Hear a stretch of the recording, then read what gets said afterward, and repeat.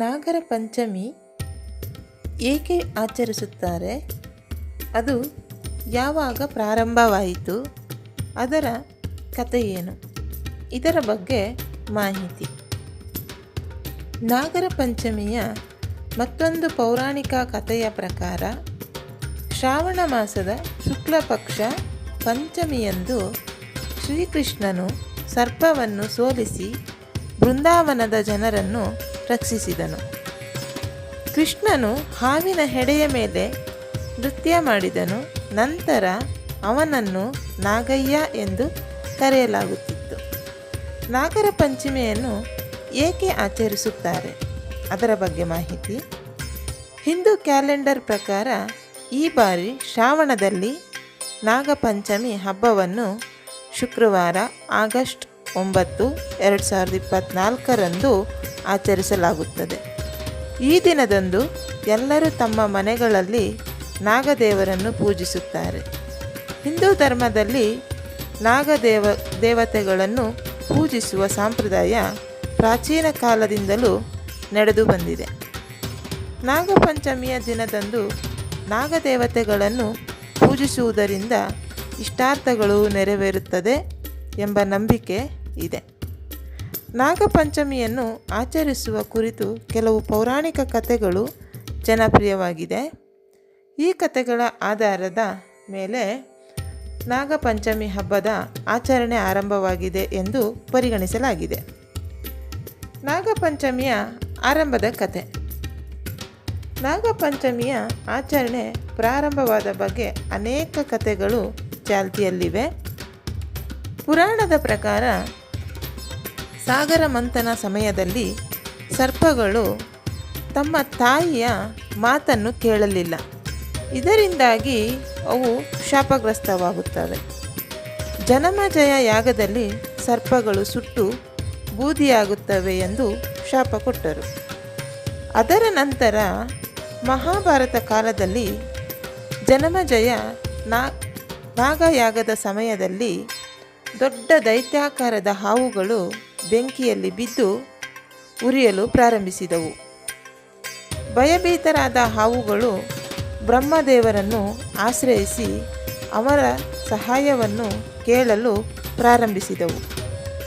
ಆಗ ಬ್ರಹ್ಮ ಸರ್ಪವಂಶದಲ್ಲಿ ಮಹಾತ್ಮನಾಗಿರುವ ಮಗನಾದ ಅಸ್ತಿಕನನ್ನು ಎಲ್ಲ ಸರ್ಪಗಳನ್ನು ರಕ್ಷಿಸುತ್ತಾನೆ ಎಂದು ಹೇಳಿದನು. ಬ್ರಹ್ಮದೇವರು ಪಂಚಮಿಯ ತಿಥಿಯಂದೇ ಈ ಪರಿಹಾರವನ್ನು ತಿಳಿಸಿದರು.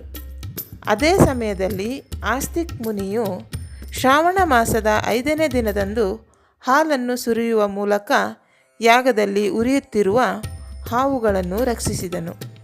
ಅಂದಿನಿಂದ ಇಂದಿನವರೆಗೂ ನಾಗಪಂಚಮಿ ಹಬ್ಬವನ್ನು ಆಚರಿಸಲಾಗುತ್ತದೆ ಎಂಬ ನಂಬಿಕೆ ಇದೆ. ಇನ್ನೊಂದು ನಂಬಿಕೆಯ ಪ್ರಕಾರ ಸಾಗರ ಮಂಥನ ನಡೆದಾಗ ಯಾರಿಗೂ ಹಗ್ಗ ಸಿಗುತ್ತಿರಲಿಲ್ಲ. ಈ ವೇಳೆ ವಾಸುಕಿ ನಾಗನನ್ನು ಹಗ್ಗವನ್ನಾಗಿ ಬಳಸಲಾಯಿತು. ದೇವತೆಗಳು ವಾಸುಕಿ ನಾಗನ ಬಾಲವನ್ನು ಹಿಡಿದರೆ ರಾಕ್ಷಸರು ಅವನ ಬಾಯಿಯನ್ನು ಹಿಡಿದಿದ್ದರು. ಮಂಥನದ ಸಮಯದಲ್ಲಿ ಮೊದಲು ವಿಷ ಹೊರಬಂದಿತು. ಅದನ್ನು ಶಿವನು ತನ್ನ ಕಂಠದಲ್ಲಿ ಇಟ್ಟುಕೊಂಡನು. ಎಲ್ಲ ಲೋಕಗಳನ್ನು ರಕ್ಷಿಸಿದನು. ಅದೇ ಸಮಯದಲ್ಲಿ ಮಂಥನದಿಂದ ಅಮೃತವು ಹೊರಬಂದಾಗ ದೇವತೆಗಳು ಅದನ್ನು ಕುಡಿದು ಅಮರತ್ವವನ್ನು ಪಡೆದರು. ಅಂದಿನಿಂದ ಈ ದಿನಾಂಕವನ್ನು ನಾಗರ ಪಂಚಮಿಯ ಹಬ್ಬವನ್ನಾಗಿ ಆಚರಿಸಲಾಗುತ್ತದೆ ಎಂದು ಹೇಳಲಾಗುತ್ತದೆ. ಹಾಗೆ ನಾಗಪಂಚಮಿಯ ಮತ್ತೊಂದು ಪೌರಾಣಿಕ ಕಥೆಯ ಪ್ರಕಾರ ಶ್ರಾವಣ ಮಾಸದ ಶುಕ್ಲ ಪಕ್ಷದ ಪಂಚಮಿಯಂದು ಶ್ರೀಕೃಷ್ಣನು ಸರ್ಪಗಳನ್ನು ಸೋಲಿಸಿ ಬೃಂದಾವನದ ಜನರನ್ನು ರಕ್ಷಿಸಿದನು. ಶ್ರೀಕೃಷ್ಣನು ಹಾವಿನ ಹೆಡೆಯ ಮೇಲೆ ನೃತ್ಯ ಮಾಡಿದನು. ನಂತರ ಅವನನ್ನು ನಾಗಯ್ಯ ಎಂದು ಕರೆಯಲಾಯಿತು. ಅಂದಿನಿಂದ ಹಾವುಗಳಿಗೆ ಪೂಜೆ ಸಲ್ಲಿಸುವ ಸಂಪ್ರದಾಯ ನಡೆದುಕೊಂಡು ಬಂದಿದೆ ಎನ್ನಲಾಗುತ್ತದೆ. ನಾಗರ ಪಂಚಮಿ ಹಬ್ಬದ ಮಹತ್ವ. ನಾಗರ ಪಂಚಮಿ ಹಬ್ಬ ಸರ್ಪದೇವರುಗಳ ಪೂಜೆಗೆ ಮೀಸಲಾಗಿದೆ. ಸರ್ಪದೇವರುಗಳನ್ನು ಮನೆಯ ರಕ್ಷಕ ಎಂದು ಸಹ ಪರಿಗಣಿಸಲಾಗುತ್ತದೆ. ಹೀಗಾಗಿ ಈ ದಿನ ನಾಗನನ್ನು ಪೂಜಿಸುತ್ತಾರೆ. ಜೀವನದಲ್ಲಿ ಶಾಂತಿ ಸಮೃದ್ಧಿ ತುಂಬುತ್ತದೆ ಎಂದು ನಂಬುತ್ತಾರೆ. ಬೆಳ್ಳಿಕಲ್ಲು ಅಥವಾ ಮರದಿಂದ ಮಾಡಿದ ಹಾವಿನ ವಿಗ್ರಹಕ್ಕೆ ಈ ದಿನ ಹಾಲು, ಸಿಹಿ ತಿಂಡಿಗಳನ್ನು ಮತ್ತು ಹೂವುಗಳನ್ನು ಅರ್ಪಿಸುತ್ತಾರೆ. ಅನೇಕ ಪ್ರದೇಶಗಳಲ್ಲಿ ಜೀವಂತ ನಾಗ ಹಾವುಗಳನ್ನು ಪೂಜಿಸುತ್ತಾರೆ ಮತ್ತು ಅದಕ್ಕೆ ಹಾಲು ಎರೆಯಲಾಗುತ್ತದೆ. ನಾಗರ ಕಲ್ಲುಗಳಿಗೆ ಅಥವಾ ಸರ್ಪಗಳಿಗೆ ಪೂಜೆಯನ್ನು ಮಾಡುವುದರ ಹೊರತಾಗಿ ಮನೆಯ ದೇವರ ಕೋಣೆಯಲ್ಲಿ ಸಗಣಿಯಿಂದ 8 ಹಾವಿನ ಆಕಾರಗಳನ್ನು ಮಾಡಿ ಪೂಜಿಸುತ್ತಾರೆ. ನಾಗದೇವರಿಗೆ ಹೂವು, ಅರಿಶಿಣ, ಕುಂಕುಮ, ಅಕ್ಷತೆ, ತುಪ್ಪವನ್ನು ಅರ್ಪಿಸುತ್ತಾರೆ.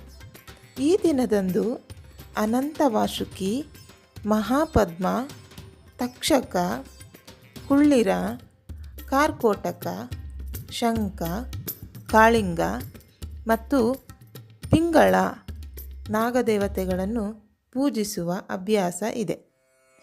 ಈ ಹಾವುಗಳನ್ನು ಪೂಜಿಸುವುದರಿಂದ ರಾಹುಕೇತುಗಳ ಅಶುಭ ಪರಿಣಾಮಗಳು ನಿವಾರಣೆಯಾಗುವುದು ಎಂದು ನಂಬುತ್ತಾರೆ.